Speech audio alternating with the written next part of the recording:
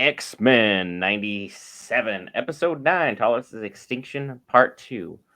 Honestly, can you really call yourself a super intelligent mutant if you're doing dumb things? The entire episode. Let's talk about it.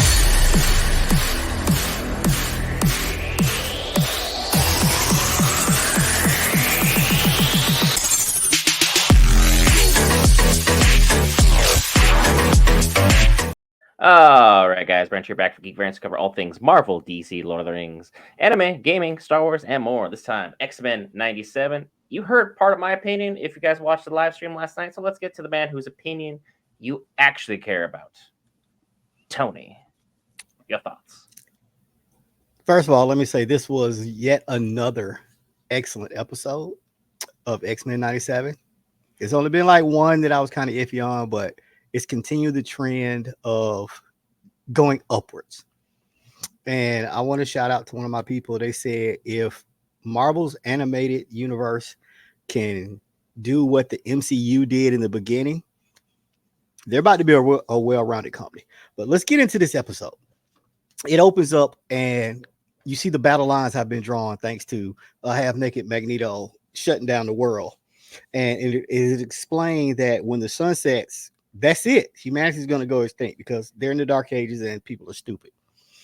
I will say that I love how Storm and Forge are just, looking down on everybody and she comes floating down and you get the reunited part of the X-Men team when Jubilee sees Storm and you could tell that the love is there, like that's her big sister. And then it just gets slow because of Professor X, and I hate him on this show, and I know Brent feels the same way. He is not needed for X-Men 97. They should have left him off. They could have let it run another way, but I understand why they're doing it because Brent, I'm going to toot my own horn. I called it. I said it's going to be a fight between these two, and it's leading into Onslaught. It looks like a solid Onslaught. This is exactly what happened in the book. It was Fatal Attractions. Magneto rips out Wolverine's skull, adamantium skeleton. Charles attacks him, my wife's him. Onslaught is born. I'm calling it now. But I want to get to my scene that I liked. And I told Brent I had to watch it multiple times, and he was like, "Why?" I said, "Because I want to." I said I understood. The fight. Yeah, but you start talking trash like you always do. I don't pay you no attention though. The fights in this series, Morph being used in this series, excellent, A+. He's called Morph for a reason. We didn't see enough of him morphing. We've gotten in this episode Hulk, Morph Smash. I laughed. You cannot tell me you're not laughing at when he's at Morph Slash and just started wrecking stuff. You did. But my favorite one is when he went into Sinister. And this just shows that you can morph into a person or turn into a person like Mimic can do, but you can't actually be that person because you don't know that person's characteristics. And that's what gave Morph away to Bastion, because Sinister's not coming back for nobody but himself. That's it.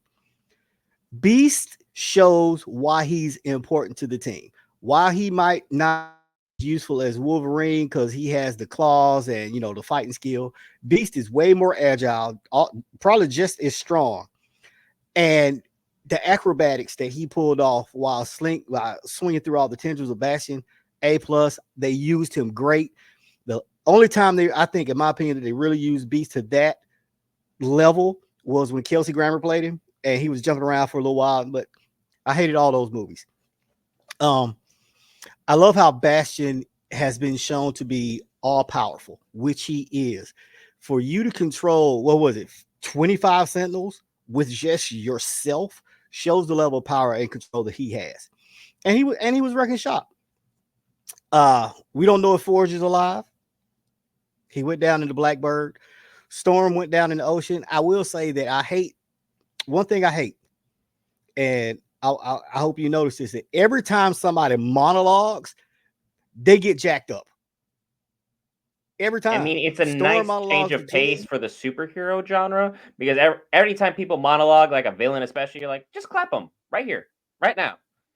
I just hate that they did it to Storm because, like, literally, she lost her powers for Magneto. She came back Right. through her own self-discovery because of everything relationship she had with Forge, and then she's looking into her lover's eyes, and then boom, gets clapped. Like, Monologue don't tell me you're into the gonna kill ocean. her after bringing her back. That Oh, pet she's peeve. not dead. She can swim. She just don't put her in a box. What's in the box? I'm sorry, that's another movie. um, so we have all those mysteries. Now we're gonna get to the big bad fight scene, and I also go back. I love how they reference X-Men Gold and X-Men Blue. Storm led one, Cyclops led the other. I love that. You didn't get to really see the leadership, in my opinion, just because it was a little much going on. You had a lot of fights that you were jumping through. So you got Marvel Girl going against Sinister, and then all of a sudden Cable come out and he's mind control. And then you got, Scott's trying to fight Magneto with Professor X and Wolverine, and now you ripping him over there, and it's like, okay, you got too much going on. I need to focus on one fight at a time. I love all the fights, but if I'm seeing Nathan jack up Jean Grey, that's what I want to focus on. And a lot of people were asking, how is Cable a better telepath than Jean? What people need to remember is that without that techno-organic virus, Cable is a beyond Omega mutant. He is. He's using most of his powers to keep that virus in check. That's why he's at the level he is. But without that virus, he is beyond Omega level, and he is a better telepath than Jean Grey. So Probably passes out less. I mean, has Jean passed out yet at all? She hasn't been I don't. useful at all, I but don't I think- mean, that's a whole nother conversation to have about the Summers family that I really want to get into at some point, because I know you glossed over the scene I'm going to talk about, but I know, go but off. I want you to talk about it because I know that's your scene. So we get Cable and Jean, and well, we'll call her Marvel Girl because that's the outfit she has on, the OG Marvel Girl outfit. And boom, blows her away. Is she dead? Is the real question. I don't think they would kill off another Alpha Omega level mutant. I don't think they would, because then you're putting the X-Men into a big of a hole unless you bringing back people that haven't been introduced yet. Iceman. Would be a good replacement, but he's not. We don't know if he's in this universe. We haven't seen him. He hasn't been mentioned. I haven't seen any, There's no Easter secret eggs, scenes. nothing. I just saw a picture of him on the wall, and that was Beta Iceman. But that's neither here nor there. So Marvel Girl is gone, according to Scott. And you know what happens when something happens to Jean? Scott loses his mind. And this is where it turns. Everybody's fighting Magneto. Magneto's doing his all. Rogue and Sunspot have already went over to his side. And my name says it all. Why would a man with a metal skeleton attack a man whose power is magnetism? That has never made any sense. I don't care how much of a BA you are. Logan, Wolverine, whatever you want to call this man, is an idiot. If I was him, I would go nowhere near Magneto because I'm a weakness. I don't have any ranged abilities. I have to get up close. He can sense me. Why would I fight him? And it's shown. He tries to jump. He jumps on Magneto. Magneto just flicks his wrist and he goes flying to the wall. He jumps. Hey, yes. Okay. Just asking as a non-comic fan, how many wars has Logan survived up till this point? Ooh, Because I'm sure there's some speculation on that. all of them. Because I'm going to say, if you are a He's. war veteran, a tactical someone who can survive just about anything, I'll put it like this. what in He's your been right mind says jump Magneto? He's What older about it? than Captain America. He is the probably the oldest mutant next to Apocalypse. Him and Sabretooth, because they're around the same age. But yeah, he could start back in the Revolutionary War with Logan. Yeah, so he's been in a minute, and in fact, he's actually fought in one of the World Wars with Captain America. But you're getting me on a tangent, and you did it on purpose, and I hate you for it. So of course, and this is why I say Wolverine's overrated. Rogue comes in and literally just holds him to the ground because she's stronger than him. He has no other abilities except stabbing you. So, and then what happens? Monologue. Charles starts to talk. and I gotta get his helmet off because for those that don't know, Magneto's helmet is actually anti-psychic. No psychic can penetrate it, kind of like Juggernaut's helmet. And so they have to get it off. And who takes it off? Again, Wolverine jumps back into the fight and takes his helmet off. He pays for it, but not like later on. And this is where they give, I want to say, it's almost a perfect image to the comic. That's almost exactly how it looked when Professor X mind-wiped Magneto. But the one problem is he didn't have enough time because now Scott's back and he blasts Professor X because the other team needs more time. And what happens? Magneto goes Omega and starts just his powers going, and everybody is affected. Everybody gets pushed. Metal goes and pushes people into the wall. You see Rogue up all pinned up, even though she on his side. Sunspot pinned up.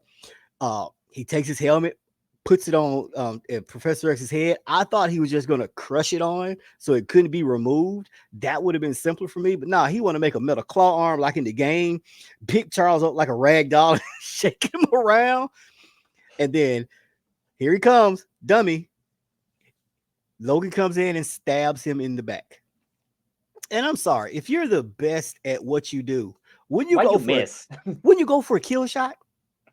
Because he missed the wrong side of the heart, wrong side of major internal organs, just wrong side of everything. You know what? I'm glad you said that because Magneto can survive without a heart. He can keep his own blood pumping because of the iron in it. He doesn't need his heart to pump his blood. He can pump his own blood. But my thing is, instead of doing this, do this and take all that off. Now you don't have to worry about it. But he doesn't. Gone for the throat because he's stupid. Thanos again. Should have gone for the head. No, but he's stupid. And what happens? Magneto realizes, okay, he is killing me. Let me finish this. And one wave of his hand. I will say in the book it was a better graphic, but they couldn't do it like the book. The book was. They had to keep the age protected. I will say it did look painful enough for Logan.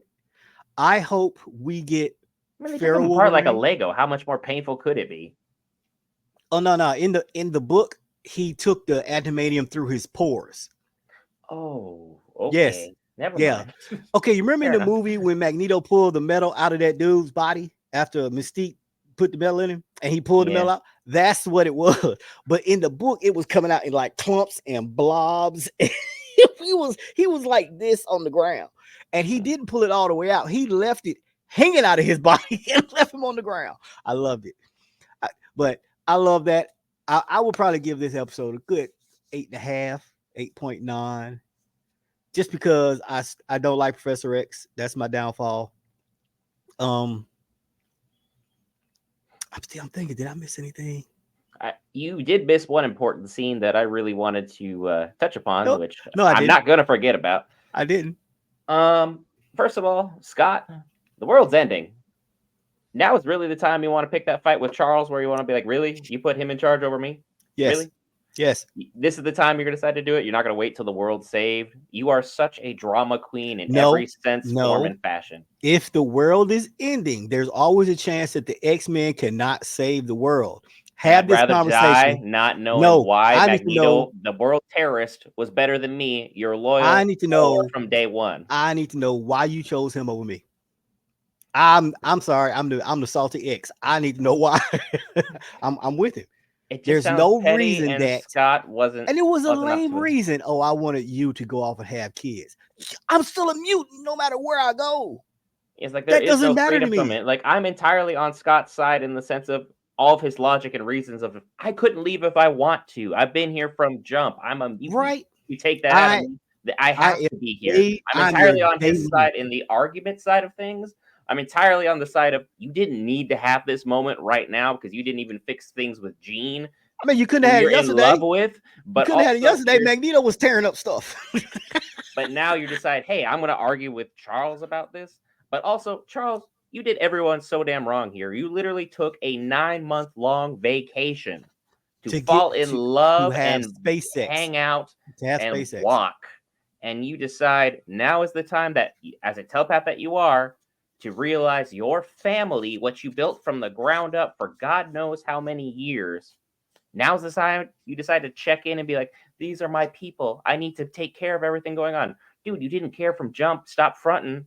You deserved everything that happened here. And for you being a genius, why did you bring the man who has no level of self-control whatsoever, who's made entirely of metal, into the battle here, as opposed to swapping him out for Beast and sending Beast to fight?